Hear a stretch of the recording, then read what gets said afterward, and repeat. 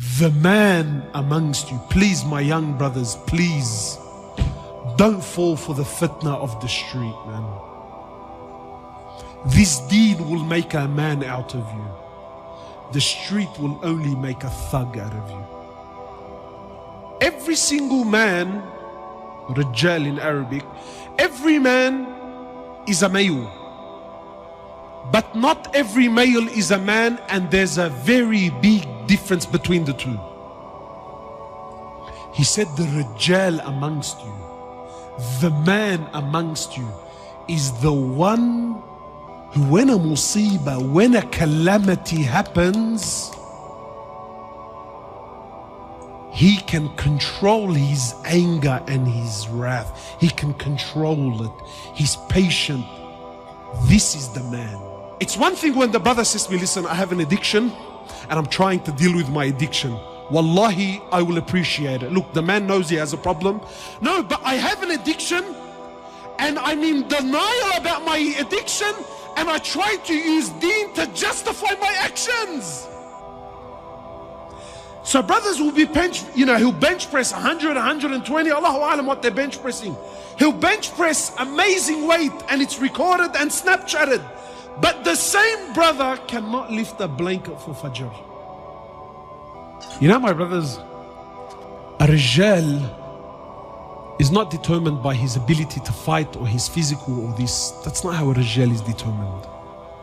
But for me, above all, a real man is realistic and down to earth and understands that you can't have the pie and eat it too.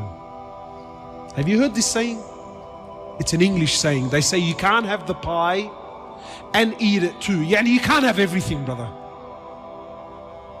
And we're trying to have everything. One of the ulama said that the difference between us and the Sahaba, you know what the difference between us and the Sahaba was? He said they only wanted Jannah. That's all they wanted. We also want Jannah. You see the difference? They only wanted Jannah. We also want Jannah.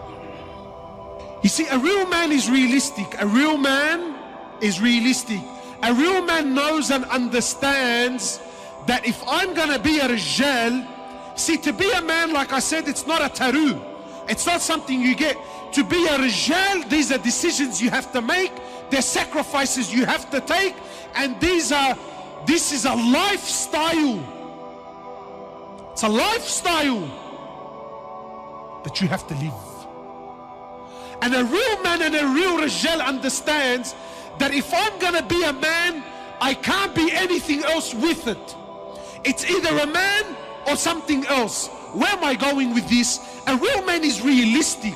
He understands that when I get married, that when I have children, that when I take on a job, that when I give my word, when I make a commitment, there are sacrifices that have to be made.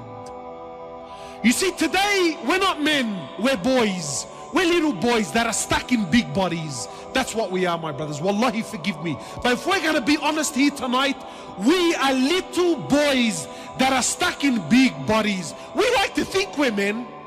We like to think we're men. But when you go by the criteria of Allah and His Prophet, we're very far from it. And he's exactly what I'm saying about being realistic. We love the idea of being with a woman. Who doesn't like the idea? We love women, but no one loves to be married. The commitments of being married, the sacrifices of being married, the challenges and the difficulties of being married is something a real man, a Rijal, knows and understands. But we don't. We're boys. We love women, but no one wants to be married. And understands that in marriage, it's not all rainbows and lollipops. It's difficulties. Yeah, there's good times, no doubt. But there's hardship. And that's why it's half your deen. It's half your faith. We love kids. But no one wants to be a father. Your ability to have children doesn't make you a man. Your ability to raise those children, your ability to father those children, that's what makes you a man, bro. We love money, but no one wants to. No one wants to work, bro. That's why drug dealing and being a runner is so appealing to the young boy. Everyone loves Allah, but no one wants deen. Brother, how can you love Allah but not have deen? No. So now there's this sick culture. Have you noticed this culture? Brother, you don't know what's in my heart. My iman is in my heart, brother.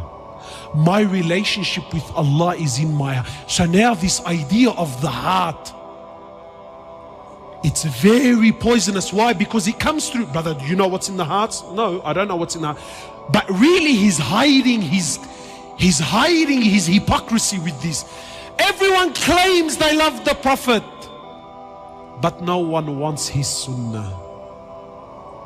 We love Jannah, but no one wants to die. Tell me, my brothers, is this the quality of a man? No, it's not the quality of a man. A man is realistic. A man is realistic. A man is honorable. You know what this ummah is suffering from, my brothers? Trust me, it's not knowledge. The alam is ocean, books, apps. Wallahi, jump on YouTube. Knowledge is there, it's abundant. What is this ummah suffering from more than anything?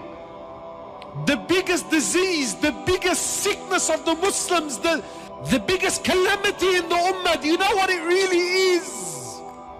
There's no men. And you know who suffers the most when there's no men? Women and children. When there's no rijal, who suffers? You know, in English they say, when the cat's away, guess who come to play? When there's no rijal, when there's no men, when the cat's away, who comes to play? The rats and the mice. No men, rats and mice. Look at our societies. When man comes together, the world comes together. But qasam by Allah, as long as man is destroyed, this world will always be destroyed. We need to restore men. This ummah is suffering from a lack of men, my brothers. Ask yourself tonight, are you a rijal or are you a dhakar?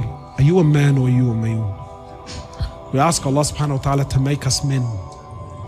Men whom He's pleased with. Men whom revive this ummah.